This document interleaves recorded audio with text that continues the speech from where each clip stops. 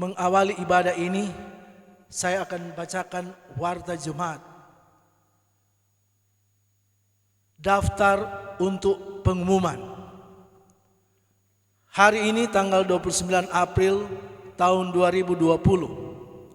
Kepala Dinas Kependudukan dan Pencatatan Sipil Kota Manado mengumumkan di kantor ini, yakni kantor tempat menyelenggarakan daftar-daftar catatan sipil, bahwa pada hari Kamis tanggal 7 Mei tahun 2020 jam 14 WITA, tempat Gemim Musafir Klea, bermaksud hendak melangsungkan perkawinan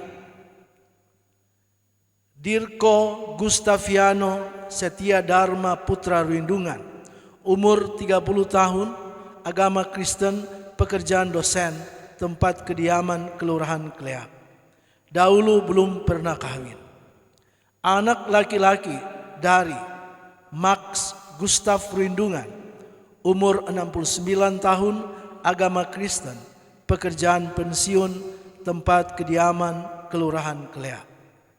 Dan Adeyana Manopo almarhumah. Dengan Ria Welmina Waworuntu, umur 32 tahun, agama Kristen, pekerjaan PNS, tempat kediaman Kelurahan Klea. Dahulu belum pernah kawin. Anak perempuan dari Ibor Ampel Refli Waworuntu, umur 55 tahun, agama Kristen, pekerjaan PNS, tempat kediaman Kelurahan Klea. Dan Sence Agustina Carolina Payo, umur 59 tahun, agama Kristen, pekerjaan MRT, tempat kediaman Kelurahan Klea. Demikian pengumuman ini yang telah saya buat dan saya tanda tangani. Kepala Dinas Kependudukan dan Pencatatan Sipil Kota Manado, Ulysses Devi Ullers SH. Sekian pembacaan warta Jumat. Terima kasih.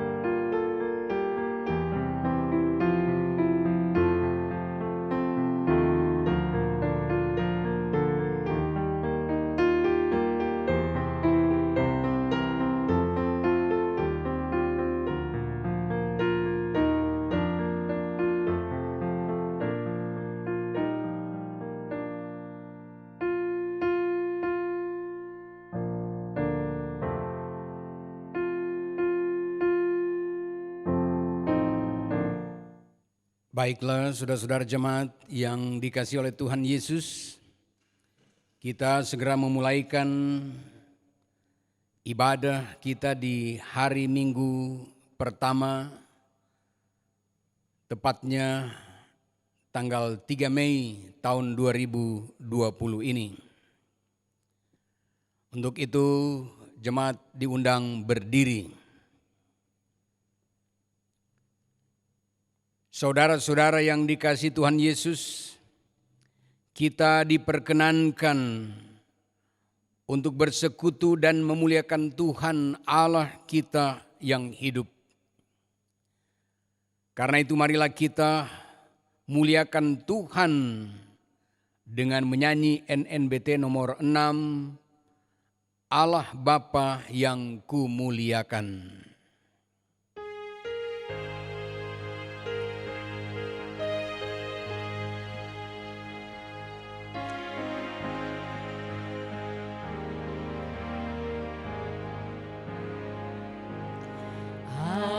Bapa yang kumuliakan.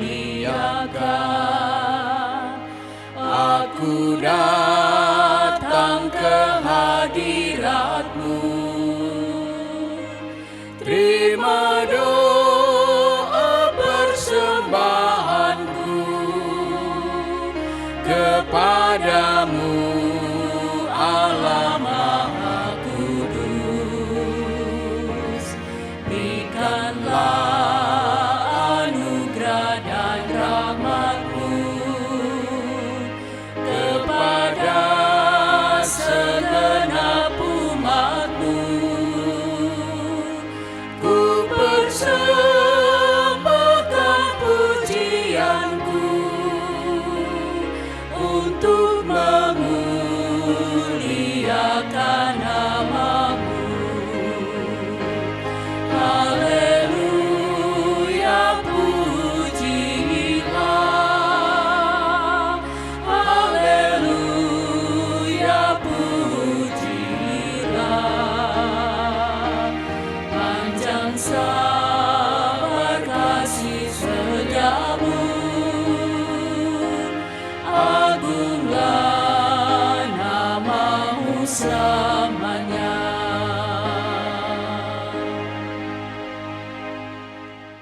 Kita habiskan ibadah ini. Pertolongan kepada kita adalah dalam nama Tuhan yang menjadikan langit dan bumi, yang tetap setia untuk selama-lamanya dan tidak meninggalkan perbuatan tangannya. Kasih karunia dan damai sejahtera dari Allah Bapa kita dan dari Tuhan Yesus Kristus menyertai saudara-saudara. Amin. Dengarkanlah nats pembimbing yang menuntun kita dalam ibadah ini sebagaimana tertulis di kitab Daniel pasal 9 ayatnya yang ketiga. Lalu aku mengarahkan mukaku kepada Tuhan Allah untuk berdoa dan bermohon sambil berpuasa dan mengenakan kain kabung serta abu. Jamaah dipersilakan duduk. Kita menyanyi doa mengubah segala sesuatu.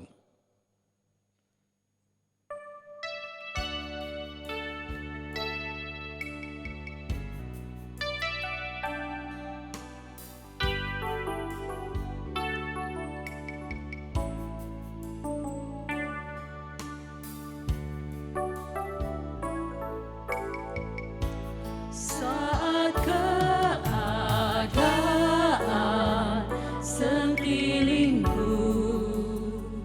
ada di luar kemampuanku, ku berdiam diri mencari-Mu.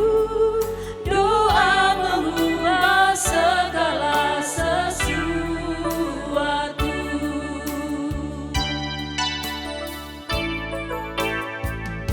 Saat kenyataan di depanku mengecewakan perasaanku, ku menutup mata memandang-Mu, sebab doa mengubah segala sesuatu. Doa orang benar bila didoakan dengan yakin besar kuasa-Nya, dan tiap doa yang lahir dari iman berkuasa menyelamatkan.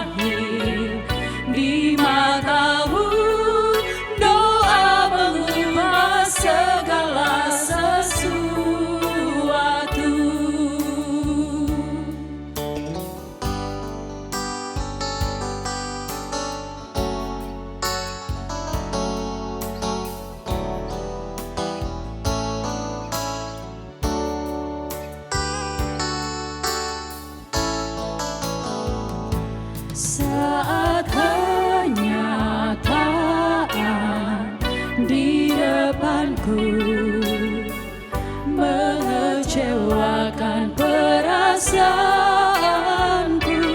ku menutup mata memandangmu, sebab doa mengubah segala sesuatu.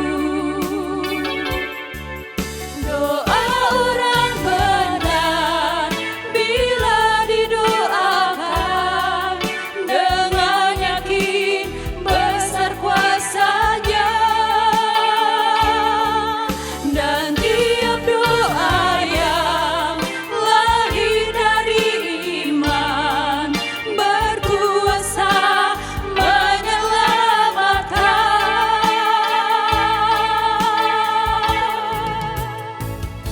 Seperti mata air di tanganmu, mengalir kemanapun kau mau. Tiada yang mustahil di matamu. Doa mengubah segala sesuatu. Sebab doa mengubah segala sesuatu.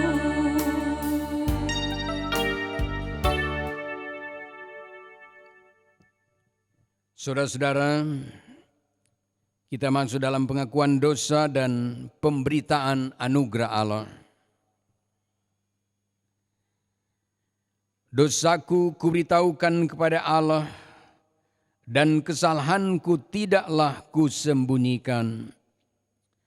Aku berkata, aku akan mengaku kepada Tuhan pelanggaran-pelanggaranku, dan Engkau mengampuni kesalahan karena dosaku.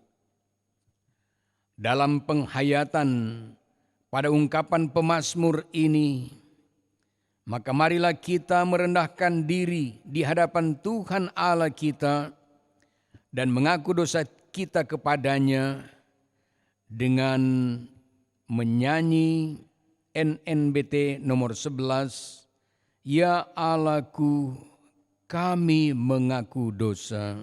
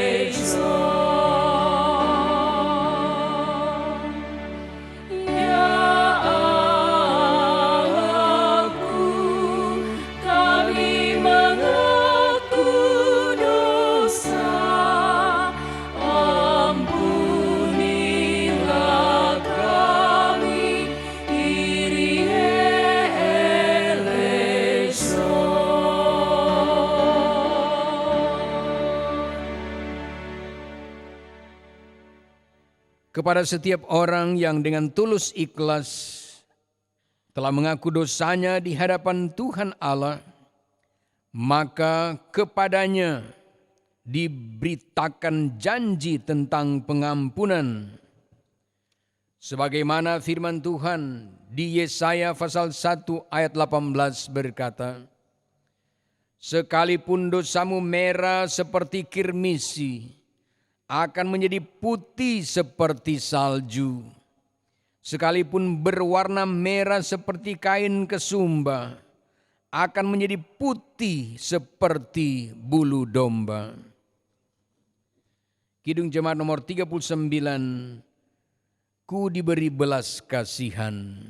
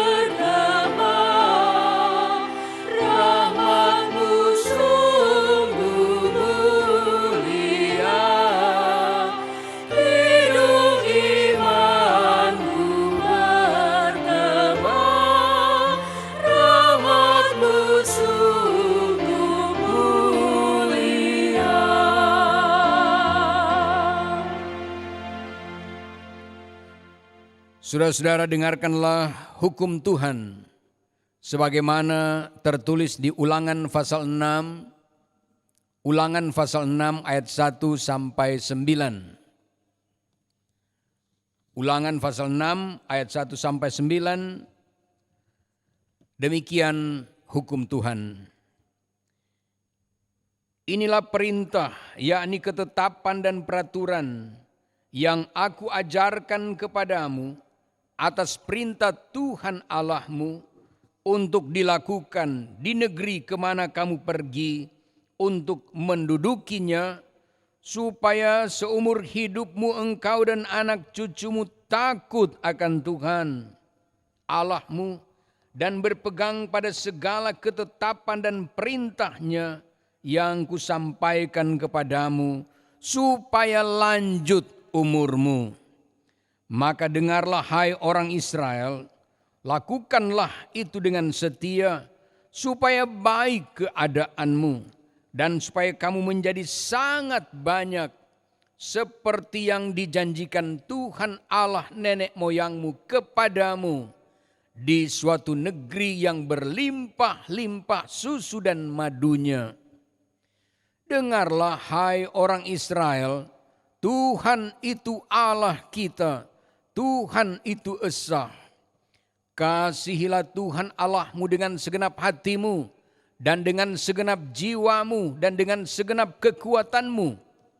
Apa yang kuperintahkan kepadamu pada hari ini, haruslah engkau perhatikan, haruslah engkau mengajarkannya berulang-ulang kepada anak-anakmu dan membicarakannya apabila engkau duduk di rumahmu, apabila engkau sedang dalam perjalanan, apabila engkau berbaring, dan apabila engkau bangun. Haruslah juga engkau mengikatkannya sebagai tanda pada tanganmu, dan haruslah itu menjadi lambang di dahimu, dan haruslah engkau menuliskannya pada tiang pintu rumahmu dan pada pintu gerbangmu. Demikianlah saudaraku hukum Tuhan. Dan marilah kita berdoa sebelum kita mendengarkan firman Tuhan. Ya Tuhan, dalam persekutuan ibadah ini, kami hendak membaca dan mendengarkan firman-Mu. Kuasailah kami dengan Roh Kudus-Mu, sehingga kami ada konsentrasi dan kemampuan untuk mendengar dengan baik dan memahami firman-Mu. Dalam nama Tuhan Yesus Kristus kami berdoa. Amin. Saudara-saudara, bagian Alkitab yang akan menjadi bahan renungan kita di sepanjang minggu ini terdapat di Nehemia pasal 1 ayat 1 sampai 11. Dan bagian Alkitab ini serta khotbah akan disampaikan oleh Pendeta Vence Talumepa. Jadi bukan Vence Paat, tetapi Vence Talumepa. Sebagai Wakil Ketua Badan Pekerja Majelis Sinode Bidang Misi dan Oikumene. Saudara-saudara yang dikasihi oleh Tuhan kita Yesus Kristus, sebelum kita membaca Alkitab dan merenungkannya, marilah kita berdoa. Kita berdoa. Terpujilah namamu, ya Allah, Bapa kami di dalam Yesus Kristus. Oleh karena Engkau memimpin gerejamu dalam pelayanannya, dan oleh karena juga Engkau menuntun hidup kami semua, sampai kemudian pada hari ini, pada hari Minggu ini kami datang bersekutu dengan Tuhan untuk mendengarkan firman-Mu. Urapilah kiranya kami dengan Roh Kudus-Mu, agar kami semua dapat mengerti firman-Mu. Di dalam nama Tuhan Yesus kami berdoa. Amin.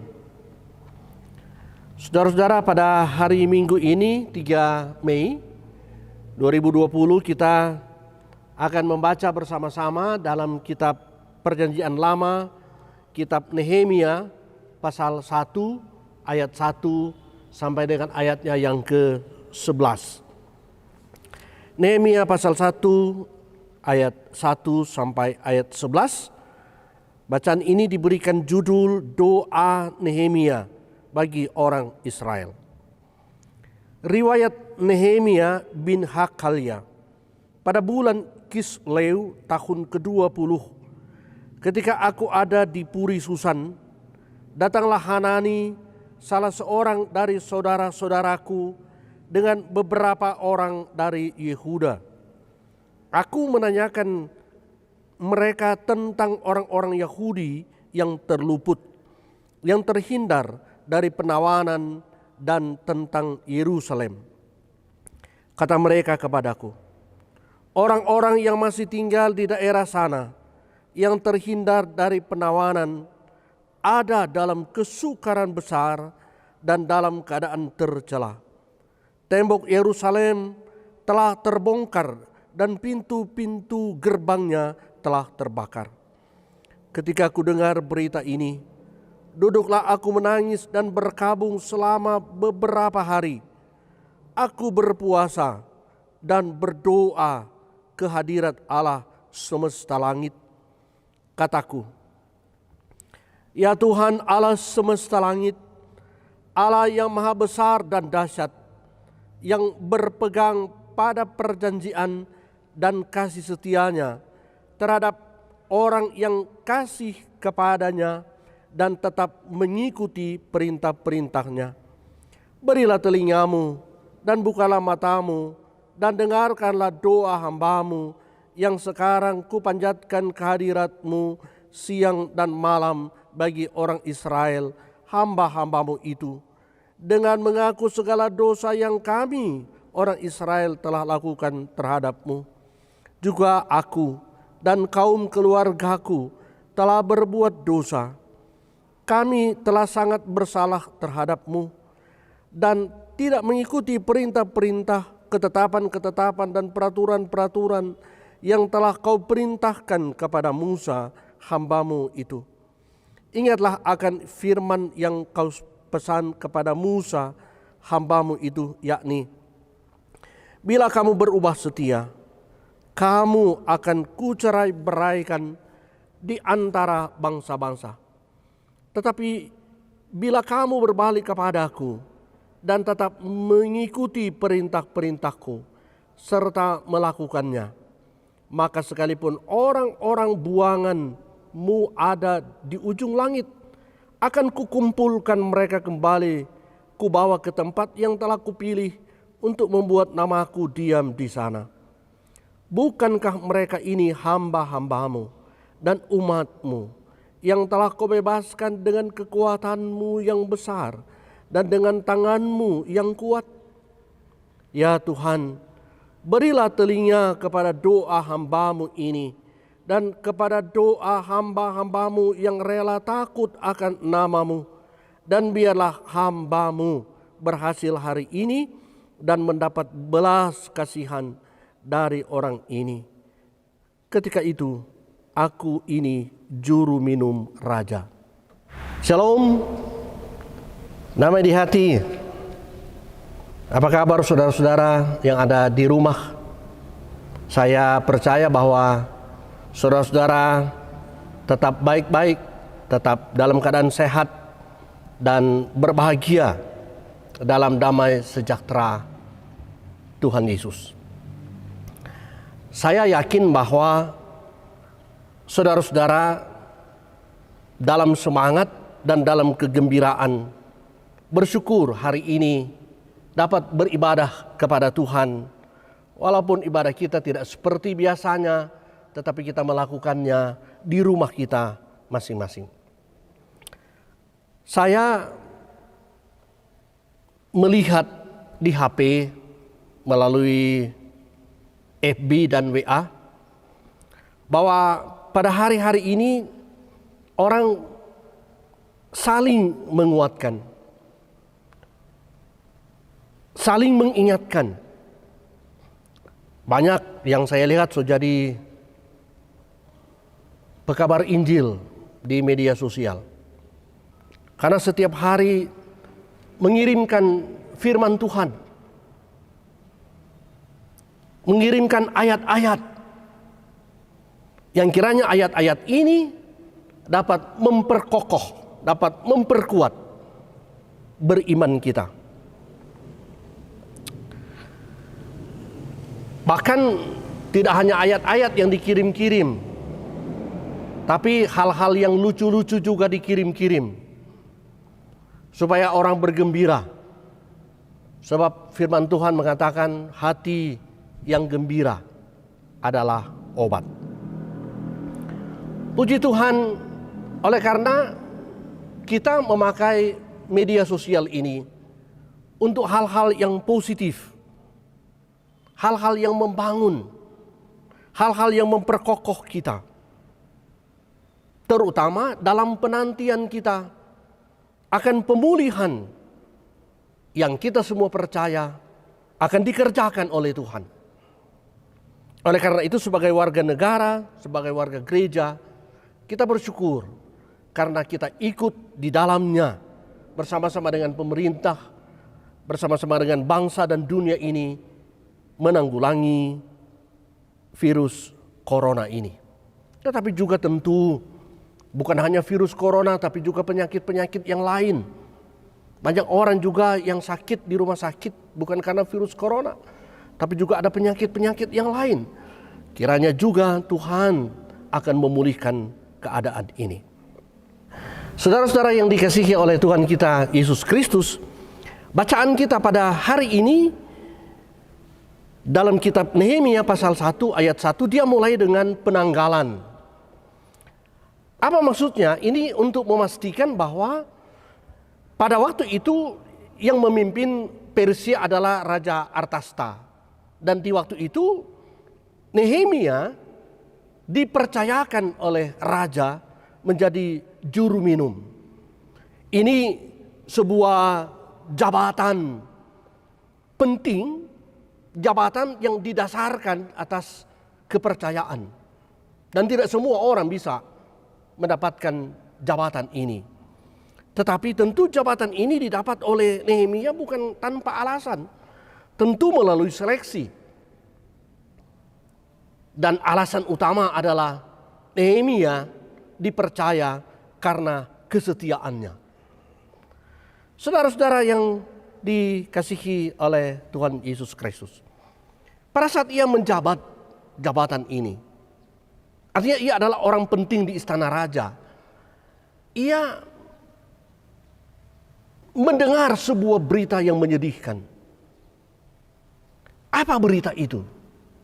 Berita itu ialah bahwa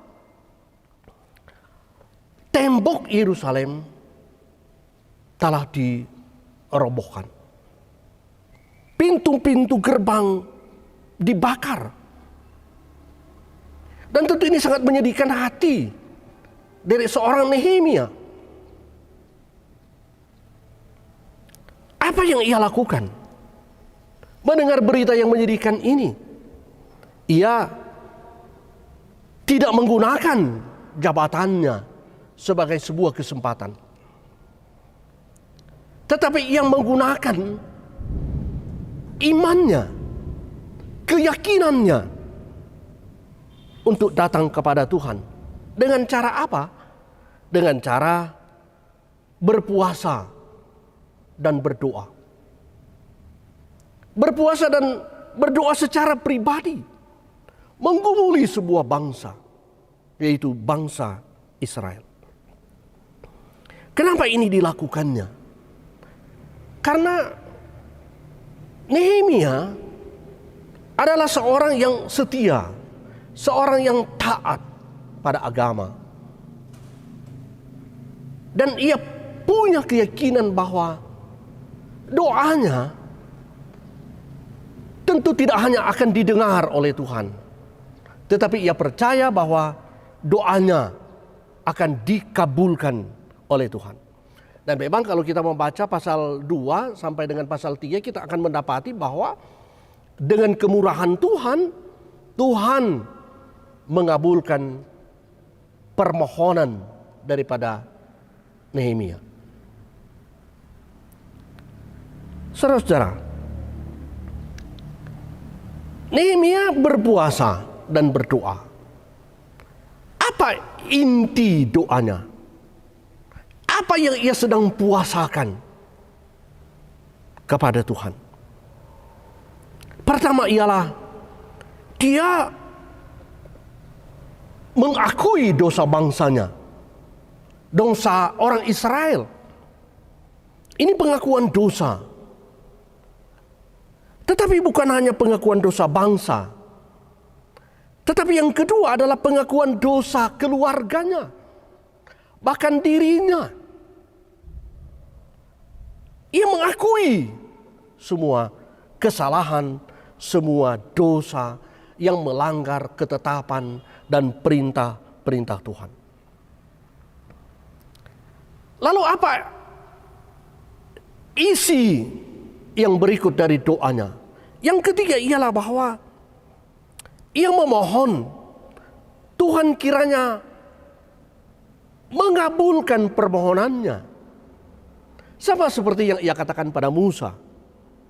Dan ia percaya bahwa Tuhan akan menaruh belas kasihan kepadanya. Ia memohon, Tuhan, kiranya Engkau berbelas kasihan atas bangsa kami.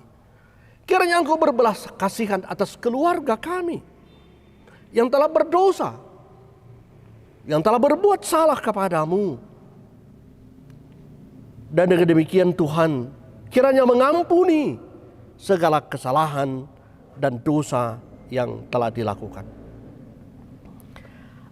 Saudara-saudara, apa yang dilakukan oleh Nehemia ini menunjukkan bahwa Nehemia, walaupun dia memiliki jabatan yang penting di istana raja, tapi dia tidak kehilangan identitas.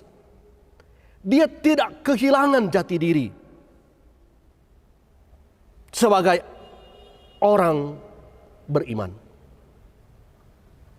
Ia tidak merasa bahwa jabatannya itu menghilangkan identitasnya, tetapi malah jabatannya itu semakin menunjukkan identitasnya sebagai orang beriman. Saudara-saudara yang saya kasih dalam Tuhan, berbicara soal doa puasa ini bukan hal baru bagi gereja kita. Bahkan setiap bulan kita melakukannya. Ini sudah dilakukan oleh gereja kita berpuluh tahun. Tapi rasanya masih banyak orang yang belum bisa berdoa dan berpuasa. Mungkin karena belum terbiasa. Atau kalau orang mau bertanya kepada keluarga kita, siapa yang sudah pernah berpuasa? Kalau berdoa pasti. Tapi kalau berpuasa, demi melakukan ini. Dan selama ini dalam pengalaman kami, yang mengikuti doa puasa itu sudah ribuan orang. Tetapi ternyata ini belum cukup untuk meminta belas kasihan kepada Tuhan. Kita masih harus bersama-sama. Semua, tidak ada yang terkecuali. Kenapa? Sebab berpuasa itu bukan cuma usaha menahan diri untuk tidak makan dan tidak minum. Berdoa bukan hanya selama ini yang kita mengerti sebagai jembatan, sebagai nafas hidup. Tetapi berdoa sesungguhnya adalah merupakan tindakan sengaja kita, siapapun kita, untuk berhubungan dengan Tuhan. Memang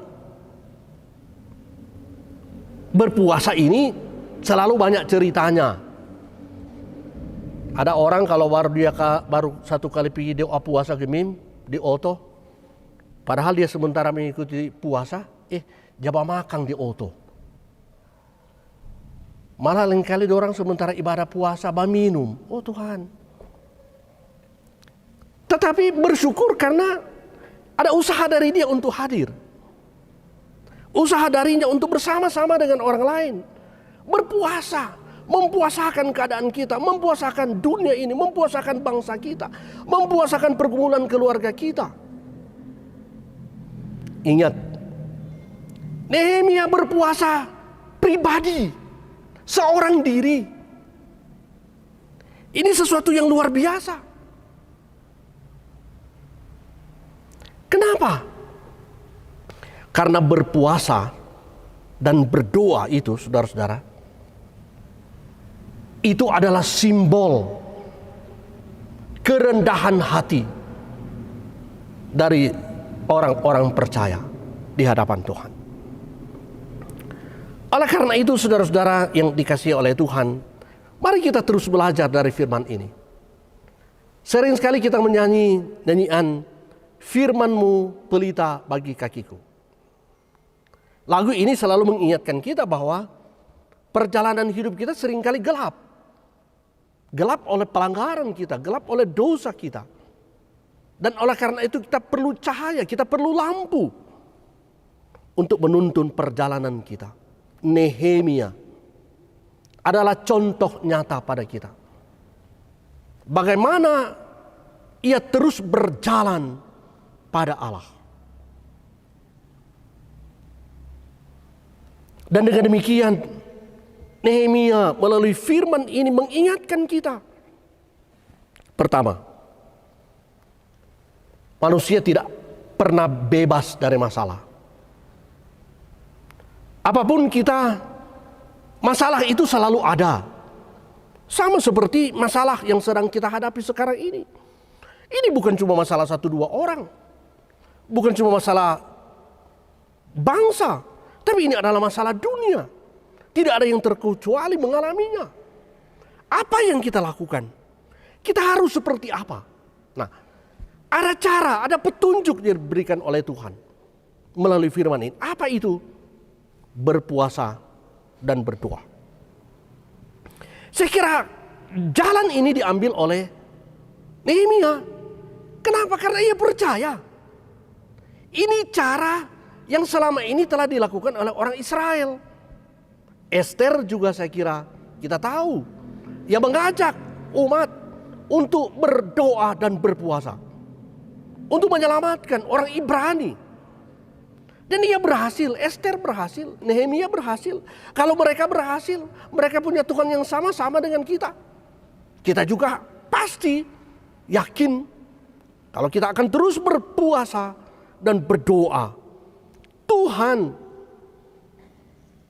akan meluputkan kita dari segala beban, dari segala persoalan, dari segala kesulitan yang seperti kita hadapi sekarang ini. Dengan demikian, bila Tuhan membebaskan kita, bila Tuhan meluputkan kita, maka kita diberi kesempatan lagi oleh Tuhan. Melihat anak-anak kita bersekolah lagi. Melihat anak-anak kita kuliah lagi. Melihat orang-orang jemaat bekerja, berusaha kembali. Ekonomi bangkit kembali. Tentu kita butuh ini. Caranya apa? Belajar seperti Nehemia. Datang kepada Tuhan. Yang berikut ialah Nehemia berdoa mengakui kesalahan. Ada 2 hal yang ia akui. Kesalahan bangsa dan kesalahan keluarga. Dosa bangsa dan dosa keluarga. Tentu kalau bicara keluarga berarti juga termasuk dalamnya pribadi-pribadi. Ia bawa kepada Tuhan. Kita belajar padanya. Membawa dosa bangsa, membawa dosa dunia ini, bahkan membawa dosa kita sebagai keluarga dan pribadi kepada Tuhan. Apa yang kita minta? Seperti Nehemia. meminta belas kasihan. Tuhan, kiranya Engkau berbelas kasihan kepada kami. Dan Nehemia mendapatkan bahwa sungguh-sungguh Tuhan mengabulkan permohonannya, mengabulkan permintaannya. Dengan demikian, kita percaya bahwa jika kita akan terus berpuasa dan berdoa, maka kita akan melihat Tuhan akan memulihkan dunia ini. Tuhan akan memulihkan bangsa kita ini. Saudara-saudara, yang berikut, Nehemia mengingatkan kita bahwa jabatan boleh ada pada kita, kedudukan boleh ada pada kita, kekuasaan boleh ada pada kita. Tapi itu bukan alasan untuk tidak mengandalkan Tuhan. Tetapi biarlah kiranya jabatan, kedudukan, kekuasaan, strata ekonomi yang ada pada kita, kita gunakan itu sebagai kesempatan untuk menolong orang lain, membantu orang lain. Tetapi dalam keadaan seperti ini, di mana kesulitan itu ada di mana-mana, janganlah kiranya kita menggunakan kesempatan ini untuk mendapatkan popularitas diri. Karena kalau kita melakukan ini, maka kita tidak mendapatkan pengampunan dari Tuhan, tetapi malah dosa akan tetap ada dan akan mendatangkan murka Allah pada kita. Kita harus berani mengatakan bahwa kalau saya menolong orang lain, saya membantu orang lain, dari apa yang ada, dari kedudukan saya, dari jabatan saya, dari ekonomi saya, itu saya mau melakukannya dengan ketulusan hati saya, dengan ketulusan hati kita, karena iman.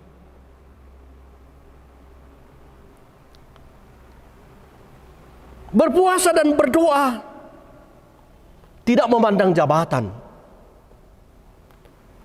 tidak memandang kekuasaan, tidak memandang kedudukan, tidak memandang strata ekonomi dalam masyarakat. Tetapi semua orang percaya terpanggil merendahkan diri di hadapan Tuhan. Supaya apa? Dengan kita merendahkan diri di hadapan Tuhan, kita terpanggil untuk meninggalkan iri hati, meninggalkan kesombongan, meninggalkan kecongkakan, meninggalkan keras kepala, meninggalkan makan puji, meninggalkan tinggi hati, meninggalkan menganggap diri paling tahu, paling hebat, paling jago. Sampai ada orang bilang, stel tahu padahal nin tahu stel. Kadang-kadang ada seperti itu. Apa yang sedang kita alami sekarang ini sesungguhnya adalah cara yang diperkenankan oleh Tuhan. Supaya apa? Kita mengubah hidup kita, merubah sikap kita, merubah cara berpikir kita, merubah cara melihat kita pada orang lain. Itulah sebabnya Allah ingin kita menjadi sahabat-sahabatnya. Ada lagu yang hebat, Sobat dari Galilea. Yesus ingin kita menjadi sahabat-sahabatnya. Sahabat-sahabat yang memiliki sifat mengasihi, menolong orang lain. Inilah kiranya yang akan menjadi identitas kita sebagai warga gereja, tapi juga sebagai warga bangsa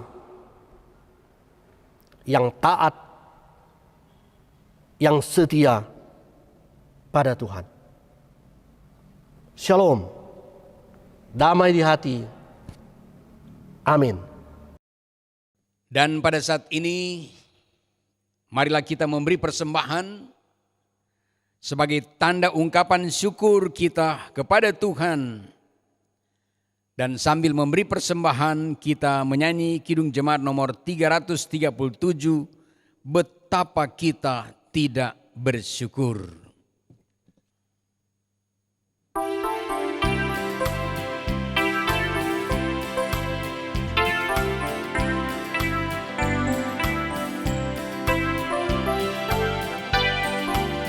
Betapa kita tidak bersyukur, bertanah air kaya dan subur, lautnya luas, burungnya megah, menghijau padang, bukit dan lembah. Itu semua berkat karunia Allah yang agung maha kuasa. Itu semua berkat karunia Allah yang agung maha kuasa.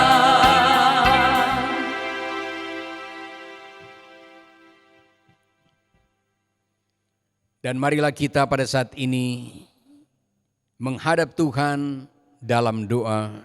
Kita berdoa. Tuhan Allah, Bapa kami dalam Yesus Kristus, kami mengucap syukur kepadamu karena Engkau mampukan kami untuk boleh beribadah di hari Minggu yang kudus ini.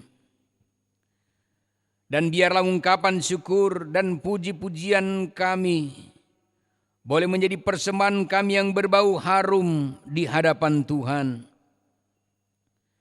Terima kasih kami boleh terus diperlengkapi dengan firman-Mu yang menghibur dan menguatkan serta memberi pengharapan bagi kami bahwa tidak sia-sialah orang yang selalu mau berharap dan bersandar kepadamu.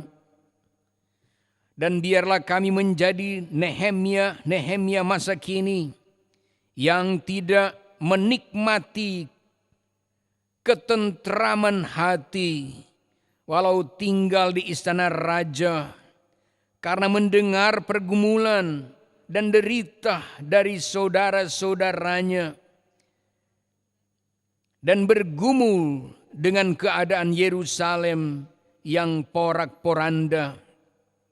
Dan karena itu ia berpuasa dan berdoa untuk pemulihan keadaan saudara-saudaranya. Apalagi dengan keadaan dunia akhir-akhir ini yang bergumul dengan pandemi COVID-19 yang sungguh-sungguh mendatangkan derita bagi banyak orang. Kiranya kami akan saling mendoakan, saling menopang, saling peduli satu dengan yang lain sebagai wujud iman kami kepadamu. Karena itu, berkatilah kehidupan pribadi dan keluarga kami masing-masing. Karuniakanlah semua yang kami butuhkan. Sehat-sehatkan dan kuat-kuatkan kami, ya Tuhan. Berkatilah gerejamu, khususnya jemaat Musafir Kleak. Kiranya ada peningkatan kualitas keberimanan dan selalu rindu beribadah kepadamu. Berkatilah seluruh pelayan khusus yang ada. Kiranya tetap semangat dan bersuka cita serta rela memberi diri untuk terus melayani. Berkatilah Komisi Biprah, Komisi Kerja, Tim Doa, pegawai gereja, kostor, dan seluruh perangkat pelayanan yang ada. Kiranya tetap setia kepada Tuhan, tetap mau melayani Tuhan. Berkatilah pemimpin bangsa dan negara kami, mulai dari Bapak Presiden Joko Widodo, bahkan seluruh jajaran yang ada sampai di kelurahan dan lingkungan, dan dalam topangan sepenuhnya dari seluruh masyarakat, semua program yang mendatangkan kesejahteraan dapat dinikmati bersama.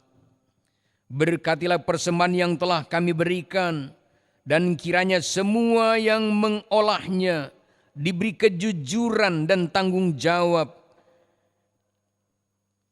dalam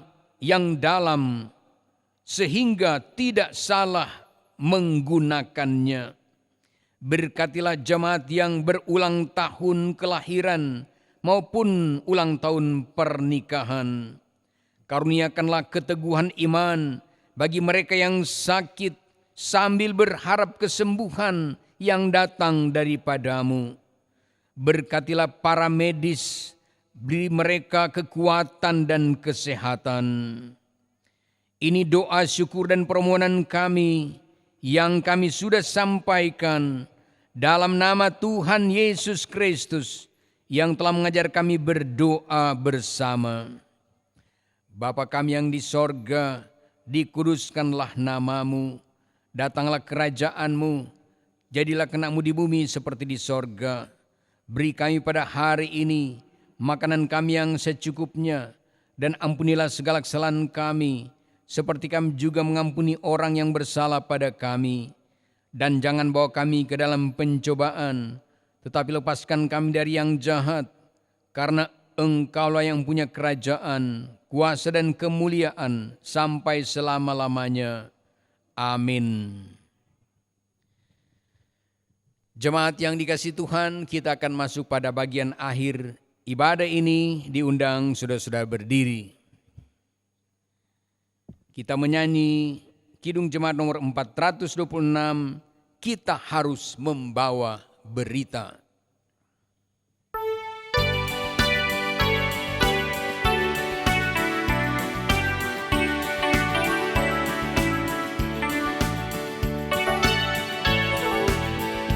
Kita harus membawa berita, ada dunia dalam gelap, tentang kebenaran dan kasih dan damai yang menetap, dan damai yang menetap, karena gelap jadi remang pagi, dan remang jadi siang terang.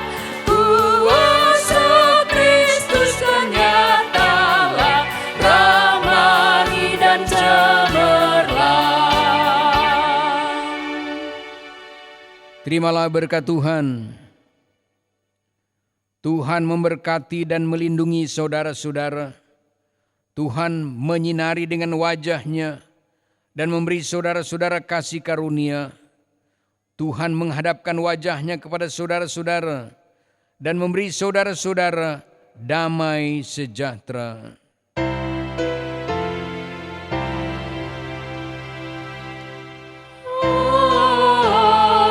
Amin. Amin.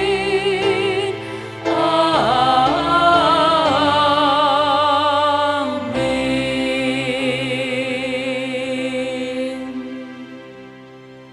Dipersilakan duduk. Ibadah kita telah selesai dan selamat hari Minggu. Selamat memasuki bulan kelima, bulan Mei tahun 2020. Tuhan memberkati saudara-saudara. Shalom.